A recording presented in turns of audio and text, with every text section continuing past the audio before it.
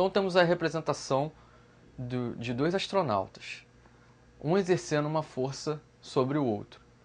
O que está acontecendo aí? Eles estão livres de forças externas, né?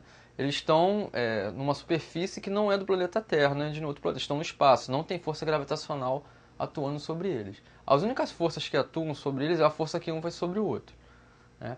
Pela terceira lei de Newton, a força que o corpo 1 faz no segundo corpo é igual à força que o segundo corpo faz no primeiro corpo, sendo que tem mesma direção em sentidos opostos. Então, a força externa aí é nula, né? Existindo somente o que? A força interna que um exerce sobre o outro e a resultante dessas forças sendo zero. Então, nesse caso, a gente pode dizer que não existe força externa. Em qualquer sistema isolado de ações externas, o impulso total sobre o sistema será sempre nulo, ou seja, no sistema não haverá variação da quantidade de movimento total, como naquela figura que a gente viu.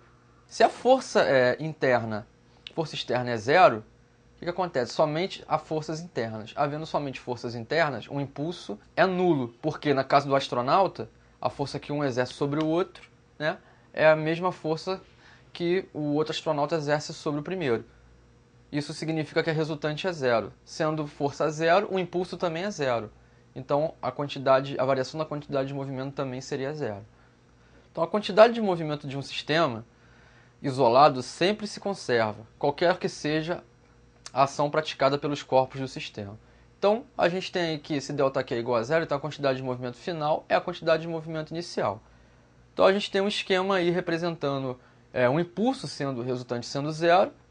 O que acontece com ele? Se o impulso resultante sendo zero, então o somatório de forças que atuam sobre as partículas externas, o somatório de forças externas é zero, né? Num intervalo de tempo muito pequeno.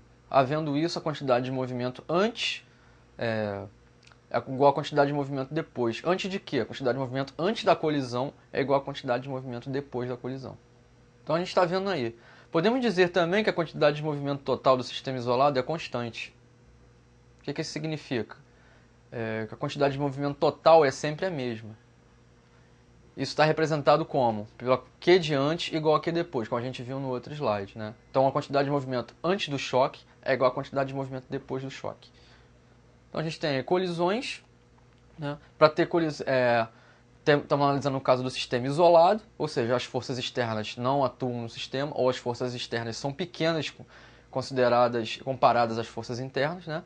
Então, quando há um sistema isolado, a gente pode dizer que é a conservação da quantidade de movimento.